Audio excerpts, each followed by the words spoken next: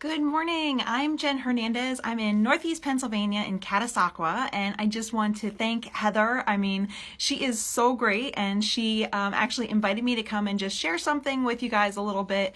Hopefully, I can share something with you that will help you get a win, help you find a success, help you find even maybe just a little piece of it that helps you. And so been thinking about the last 2 days what I felt like I could come in here and share that would be beneficial and something you can take and run with right away. And I started thinking about we're 5 weeks in the new year, and I have stopped seeing New Year's resolutions like posts, and I realized that I'm going by the gym and the parking lots are no longer like overflowing into the neighboring spots. So basically, statistically, so many people are done with their New Year's resolution by the fourth day. The fourth day, usually what happens is that day is not perfect. You start off strong. Day 4 is statistically when people end up having a slip up or missing and slipping into an old habit. And then there's no going past not perfect. And what happens is they end up since they weren't perfect, they throw it all in and start all over. And part of it is because of the New Year's resolution whole idea in itself, the idea that one day makes a difference and it's do or die. And so when you put so much weight and energy on your New Year's resolution being that one day, and that one day is going to help you get to your New Year's resolution, or that one day is going to help change your life forever, you put all that time and energy and focus in starting on the first, and then of course it makes sense. You build it all up for all this huge life change. When you let yourself down on day 3 or 4, it makes sense that you give up, right? So I just want to assure you that if you're feeling that way, if you threw in your New Year's resolution, or you just didn't even make a New Year's resolution because of knowing how you've had in the past, I just want to encourage you that you can make a New Year's resolution whenever. I personally, the only thing I like about New Year's resolutions is I like to have a date where I can look back from and have like a measurable period of time to see how I've gotten to my goals and where I could grow or change. So that's really, I set New Year's resolutions, or really pick a word for the year and an action goal for the year personally, just because I want to focus forward and then next year say, okay, this is what I was focusing on. Did it help me get where I want to go? Am I closer? Am I in the same spot? I mean, if you are someone who you're struggling, like for me, weight loss was something I've struggled with for 20 years. I was going up and down every 6 months for 20 years. As of this morning, the last 2 years, I'm down 102.4 pounds. And I finally, the last 2 years, have found my freedom and power when it comes to food and moving my body and just like bringing out my inner warrior. But for 18 years, it was a roller coaster for me. So every year I would get to New Year's resolution. Okay, the goal is to lose 100 pounds. The goal is to lose 100 pounds. And for 18 years, my goal didn't change because I hadn't changed or taken any action. So if you're getting to New Year's and you're looking back and you're making the same resolutions every year, you just kind of ask yourself, like, okay, do I really want to lose 100 pounds? Do I really want more energy? Do I really want to feel better in my body? Because I've been saying that for 20 years, but I didn't actually do anything yet. And then you can kind of say, well, maybe that resolution really isn't your most important thing that's important to you, right? So I'm going to share some tips with you to help you claim your New Year's resolution, or claim a goal that you've been working to, and just kind of give you some action steps that will help you get it. Because it is not too late, even though it's 5 years ago. So that's my first tip, is it's not too late. Like, you are here, you are breathing, you're seeing my video, you're seeing life around you. Life is a total journey. Like, there's not a moment that you say, oh, okay, I'm done. I'm at my perfect. This is the perfectness. I'm checking out. I'm done. It's over. Like there's not a pass, go, win award, finish line that we choose in that way. So it's a growth. It's a growth of up and down and challenges and learning and loving and celebrating. Like, it's a journey. So it's not something that is just like, all or nothing.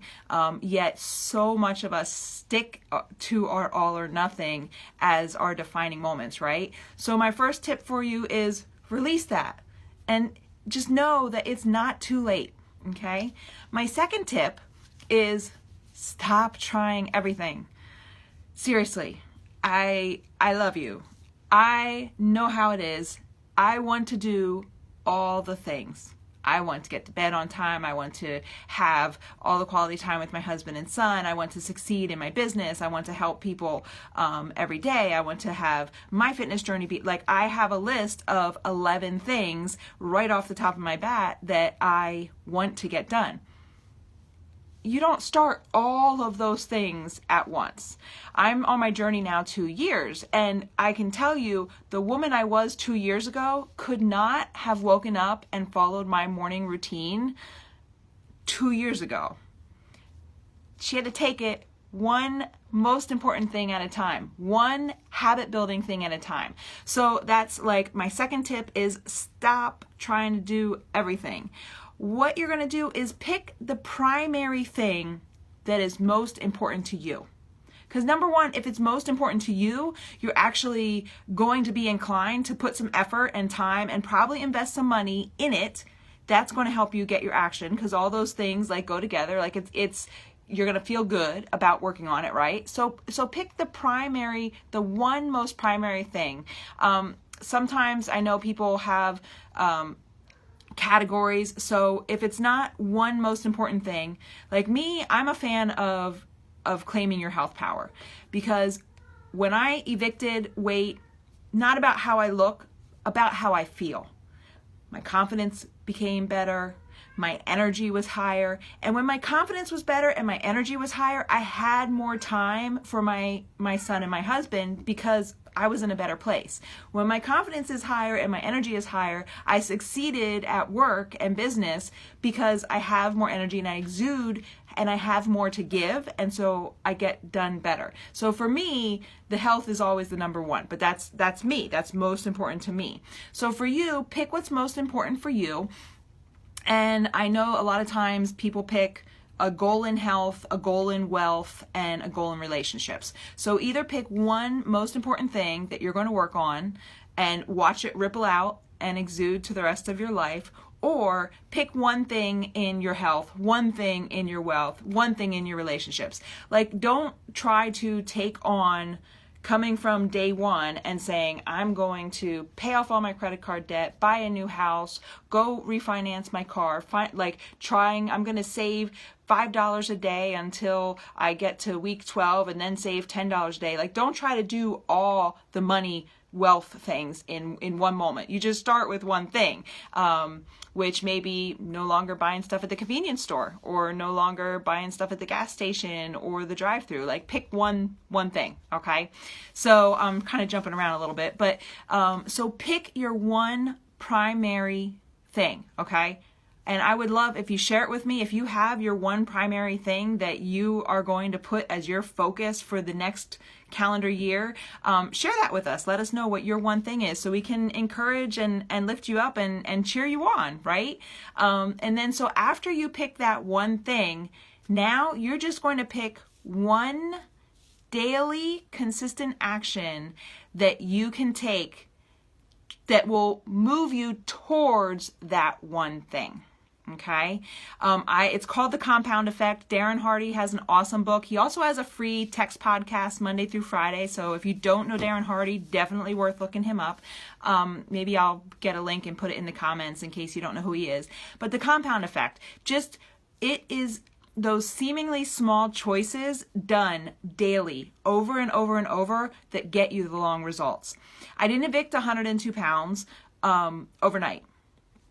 It was small choices of stopping the drive-through, adding my vitamins, adding my vegetables, adding my water, stopping the soda, adding, like, there was a combination of things over time that added up the last 2 years for that weight to be evicted, right? Starting to move my body more, all those things happen over time.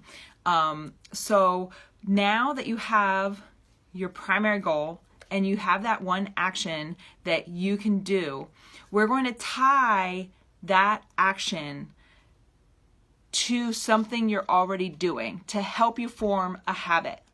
Because basically what we're trying to do is create a new habit that you can sustain and take through to get to your goals. Because when you are living wherever your uncomfortable place is, whatever thing that you're trying to change, it's very normal for you. So in your brain, I kind of picture my hair like the forest, right? And so whatever I'm living in right now is the easiest path. And the neurons and all that fires, it's just the easiest path. So your default setting is to take that easy path. When you're trying to achieve a new goal, you're trying to go off the course and take a weed whacker and a bushwhacker and a machete and chop a new way into a new forest. And so chopping into that new forest, creating that new habit is challenging. It can very easily put you back on the old one really quickly, and you have to course correct and get back to that new one action. So that's why we tie that one action to something you're already doing. And then once that new action becomes part of the normal path, you can add one more thing in that's just going to compound and help you get to your goal. So I'm going to share kind of a little build of what I did over some time to kind of have that make sense and relate it to health and fitness, since that's my job. That's my passion, is helping and empowering others to take control with their health. And that's my story, my overcoming story, that I'm going to share it because it's how I can relate and share it for you. But so you're going to create a new habit instead of focusing on what you can't do or what you're not doing. Like, don't focus on what's not going to happen. Focus on the energy and the good of the new. And this will work in any business or any goal that you're working to, I promise. Instead of focusing on all the people that don't wear lipstick, right? Like, there are almost half the population that don't wear lipstick. I'm sure Heather knows that. I mean, I know some men wear lipstick, but a lot of men, a lot of children don't wear lipstick. If she focused on that, she wouldn't be having a successful business. She wouldn't have found me. I know I'm not wearing some right now, but I didn't shower yet. I was just, I wear her every day.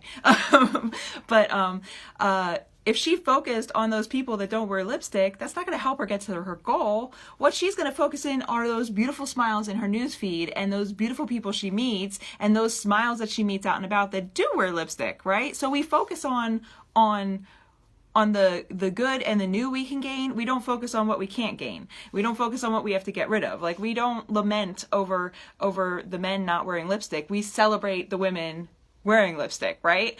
And we celebrate the men wearing lipstick, I'm sure too. But that's what I do with creating a new habit, is I'm going to focus and celebrate and tie it to something I'm doing. So something that I do every single morning is feed my cats. So I started taking, it's after my workout already, but this is my glass. This is just refilled with some water. You can maybe see some yellow in it. But so what I started doing as my daily habit to get ready to work out is I drink my pre-workout while I'm feeding the cats. So every morning, alarm goes off, wake up, go to the bathroom, get my pre-workout, feed the cats, drink the pre-workout. It's like clockwork. It's just like an action every day now. Now it's just habit. This morning I jumped up before my alarm. I thought I turned it off. Like, I thought my alarm went off. And when I was going to the bathroom, my alarm went off in the bedroom because apparently I was up before the alarm. So you start having that habit. Well, now it's just clockwork. Come down. The cats are crying at me. They're ready to eat. They're like, I'm tying my getting ready to work out to feeding them. So I'm like having the most consistent 3 months of workouts because I tie it to feeding them. And that's going to happen every day. So what in your life can you tie to that action you're going to take? And if you're struggling with what you can tie, tell me in the comments and I'll come back and make sure I reply and tell you exactly a suggestion of what you can tie. So maybe like you go to the bathroom and you tie that to walking. So you go to the bathroom, you get dressed and you walk right out the door. Don't pass go, like head right out the door. Maybe you're trying to to get your body moving more and celebrate. And so you tie going to the bathroom with doing jumping jacks. Do 5 jumping jacks every time you go to the bathroom, or do 10 squats every time you go to the bathroom. And you just tie that movement or stretching of your body to an action that you're going to always do. Does that make sense? Is this helping you? I hope this is something that's helping you create a new habit and tie it to. So then now I've gotten to a point over the last 2 years that my morning routine is I'm doing meditation. I have a awesome gratitude journal that I'm answering questions and filling out in daily. Then I have my fitness and my nutrition plan that I check in and what I'm doing. I'm getting my water in, I'm getting my workout in, moving my body, celebrating and carving my inner warrior.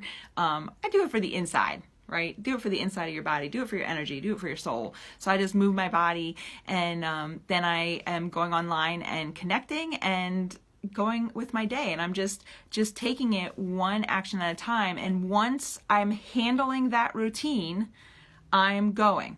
I have a client of mine who her getting ready to work out is brushing her teeth. Like, she will carry a toothbrush around her house and brush her teeth because something about cleaning and getting her teeth brushed makes her ready to move her body. You know, there's no judgment. You do what works for you. So just to kind of recap the 3 goals, or the 3 tips, I should call them, to help you get your goal. 1, I would love to know what your goal is if you have one, or if you've already been crushing it and you are not in the statistics of giving up already. I would love to hear that as well. So what is your New Year's goal? Let me know. And then your first tip is, that's it. You need to have your primary goal.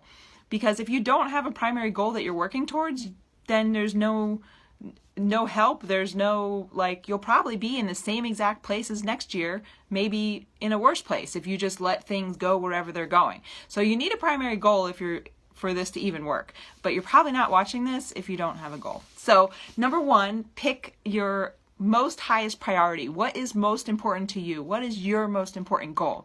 And then number 2, you're going to pick that one action that you can tie to a habit or something you're already doing that will help you get closer to that goal. And then you just start doing that one thing every day, right? So number 3, tie that action that you pick that'll help you get to that goal to something you already do. Maybe you already scroll Facebook, and so now with intent, you come to Heather's page first to look for inspiration.